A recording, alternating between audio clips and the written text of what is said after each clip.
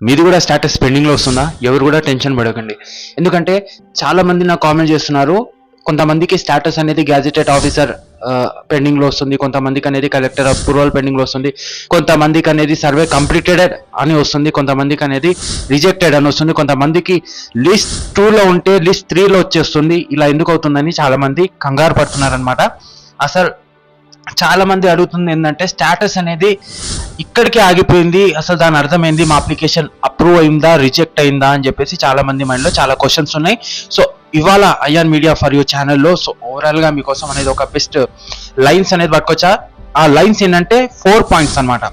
4 పాయింట్లు అనేది మీకు ఈ వీడియోలో డీటెయిల్గా ఎక్స్ప్లెనేషన్ చేస్తాను. అసలు ఇందిరమ్మ ఇల్లు స్టేటస్ పెండింగ్లో రావడానికి గల కారణాలు ఏంటి అని చెప్పేసి. సో ఈ 4 పాయింట్స్ అనేది ఈ వీడియోలో ఎక్స్ప్లెనేషన్ చేస్తాను. ఆ 4 పాయింట్స్ ఏంటో ఒకసారి గుర్తుపెట్టుకోండి. ఫస్ట్ పాయింట్ వచ్చేసి మనకు పెండింగ్ అంటే ఏంటిది, చాలా మందికి పెండింగ్ అంటే ఏంటిదో తెలుస్తలేదు, అది కూడా ఎక్స్ప్లెనేషన్ చేస్తాను. సో నెక్స్ట్ పాయింట్ వచ్చేసి పెండింగ్ రావడానికి గల కారణాలు ఏంటి. నెక్స్ట్ థర్డ్ పాయింట్ వచ్చేసి ఇప్పుడు మేము ఏం చేయాలి. నెక్స్ట్ ఫోర్త్ పాయింట్ వచ్చేసి మనకు ఒక ఇంపార్టెంట్ సూచన, మీకు ఒక ఇంపార్టెంట్ సూచన ఇవ్వాలి. ఆ 4 పాయింట్ అనేది మీరు కనుక ఈ వీడియోలో విన్నారంటే మీ మైండ్లో మొత్తం డౌట్స్ అనేది వెళ్ళిపోతాయి అనమాట ఓవరాల్గా.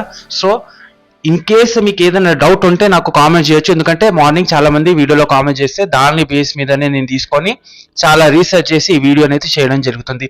సో చాలా మంది ఛానల్ చూస్తున్నారు కానీ సబ్స్క్రైబ్ మాత్రం ఎవరు చేయడం లేదు, ఎందుకంటే మనం ఇంకా 15,000 సబ్స్క్రైబర్స్ ఫ్యామిలీ అనేది కంప్లీట్ కాబోతుంది. సో ఛానల్లో ఫస్ట్ టైం విజిట్ అంటే సో ప్లీజ్ ఛానల్కి సబ్స్క్రైబ్ చేయండి, లైక్ చేయండి. ఇప్పుడు ఎందుకు టైం వేస్ట్ చేయాలి, వీడియోలో వెళ్దాం, లెట్స్ గో.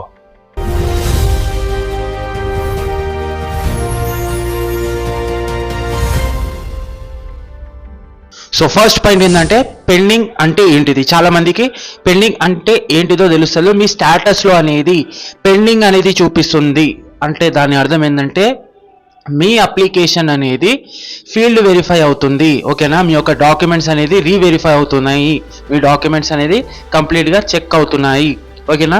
అధికారులు అనేది మీ డాక్యుమెంట్స్కి చెక్ చేస్తున్నారు, ఓకేనా. దీని అర్థం ఇదే అనమాట, మనం అర్థం చేసుకోవాల్సింది.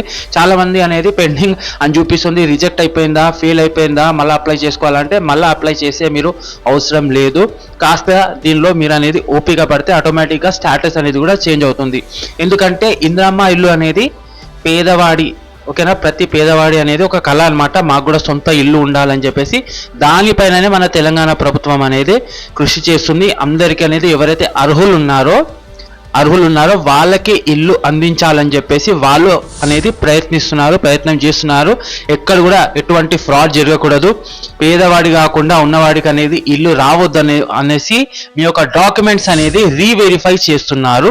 అందుకనే మనం ఇక్కడ ఓపిక పట్టాలి. ఎందుకంటే మనకు ముందులోనే మనం గౌరవనీయులైన ముఖ్యమంత్రి రేవంత్ రెడ్డి గారు అని చెప్పడం జరిగింది, ఈ యొక్క ప్రక్రియ అనేది చాలా స్లోగా జరుగుతుంది, ఫాస్ట్గా కాదు అని చెప్పేసి, ఓకేనా. ఈ ప్రక్రియ అనేది స్లోగా జరుగుతున్నాయి అండ్ అర్హులైన వాళ్ళకి ఇల్లు కూడా వస్తున్నాయి. అందుకనే టెన్షన్ తీసుకోకండి. స్టేటస్ అనేది ఇంకే మీ స్టేటస్లో పెండింగ్ అని చూపిస్తే.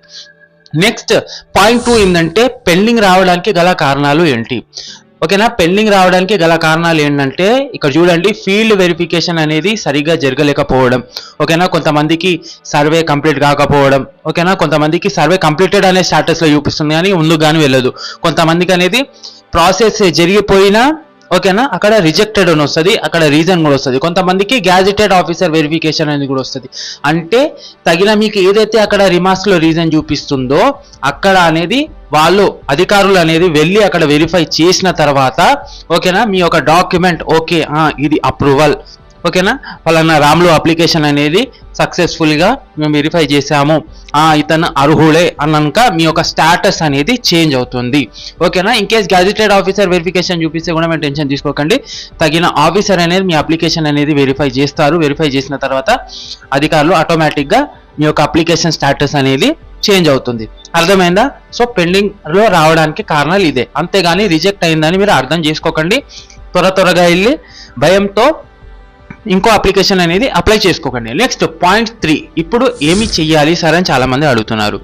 సో చూడండి, ఇప్పుడు మీరు చెయ్యాల్సిందల్లా ఒక్కటే, మీ యొక్క మొబైల్ నెంబర్ ఏదైతే మొబైల్ నెంబర్ మీద ఉందో రిజిస్టర్ మొబైల్ నెంబర్, ప్రజాపాలనలో మీరు ఇందిరమ్మ ఇల్లు అప్లై చేసేటప్పుడు ఏదైతే మొబైల్ నెంబర్ ఉన్నారో అది యాక్టివ్గా పెట్టండి, అందులో బ్యాలెన్స్ వేసుకొని పెట్టండి.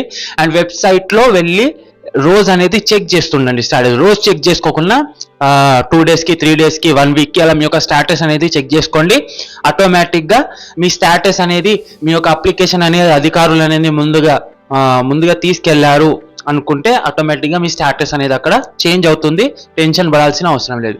ఇప్పుడు లిస్ట్ 2లో ఉన్నాము, లిస్ట్ 3లో వచ్చేసిందంటే దాని అర్థం ఏంటంటే మీరు ఎక్కడ అనర్హులు. ఓకేనా, తగిన కారణాలు ఉండొచ్చు ఎందుకు రావచ్చు అని చెప్పేసి మీరు తగిన అధికారుల్ని వెళ్ళి అడగాలి.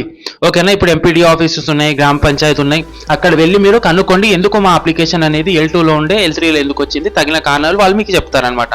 సో లాస్ట్ ఫైనల్ పాయింట్ వచ్చేసి మీకు ముఖ్య సూచన ఇవ్వాలి, మర్చిపోయాను. ఆ ముఖ్య సూచన ఏంటంటే చాలా మంది అనేది టెన్షన్ పడుతున్నారు అనమాట.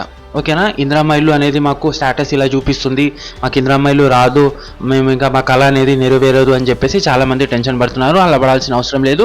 ఇది స్లోగా జరిగే ప్రక్రియ కాబట్టి స్టెప్ బై స్టెప్ మీ యొక్క అప్లికేషన్ అనేది కరెక్ట్గా అంత జెన్యూన్గా ఉంటే ఓకేనా, ఆటోమేటిక్గా అక్కడ మీకు గవర్నమెంట్ అప్రూవ్ చేసి మీకు ఇల్లు అనేది ఇస్తుంది అనమాట. సో ఎవరు కూడా టెన్షన్ తీసుకోకండి. ఇదే 4 పాయింట్స్ మీకు ఎక్స్ప్లెయిన్ చేస్తాం అనుకుంటున్నా. ఏమైనా డౌట్స్ ఉంటే నాకు కింద కామెంట్ చేయండి. కలుస్తాను నెక్స్ట్ వీడియోలో. ఛానల్కి సబ్స్క్రైబ్ చేసుకోండి. జై హింద్.